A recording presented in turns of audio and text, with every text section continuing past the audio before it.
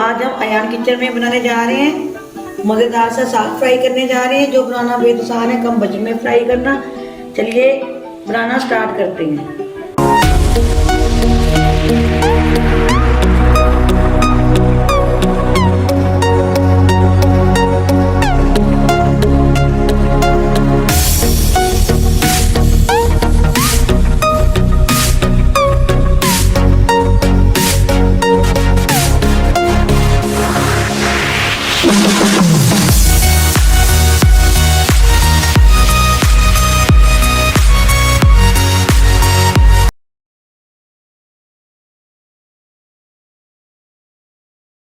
देखती आंखों सुनते कानों, अयान किचन की तरफ से खुश आमदीद। इस दुआ के साथ कि आज का आपका दिन बहुत अच्छे से गुजरे।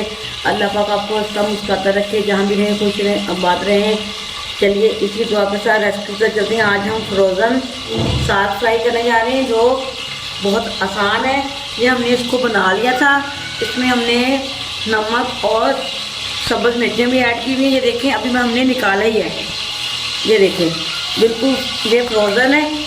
इसको हम फ्राई करने लगे। ये लहसुन की कली है, चॉप की भी। ये हमने अदरक इसको मोटा मोटा कूटा हुआ है। इस तरफ हमने ऑयल रख लिया है, बिस्मिल्लाहिर्रहमानिर्रहीम। ऑयल हमने ले लिया है, इसके अंदर ये चॉप हम लहसुन शामिल कर देंगे। इसको हम ब्राउन करेंगे।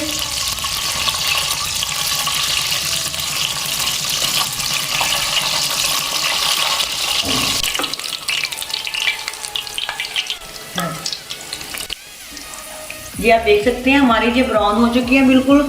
हम ये अदरक शामिल कर देंगे कूटा हुआ इसके अंदर। इसको भी हल्का सा फ्राई कर लेंगे।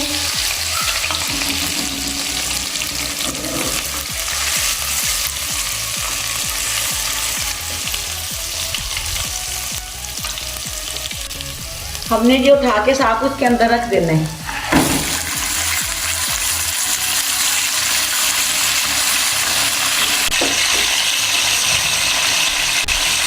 और ये हमने इसके अंदर रख दिए हैं।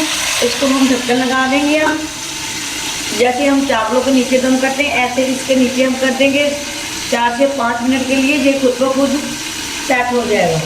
ये देखिए माशाल्लाह 5 से 7 मिनट में ये हमारा आपके सामने देखिए मलाई की तरह साग हमारा फ्राई हो चुका है। ये देखिए माशाल्लाह। चलिए इसको डिश आउट करने लगे। बिस्मिल्लाहिर्रहमानिर्रहीम।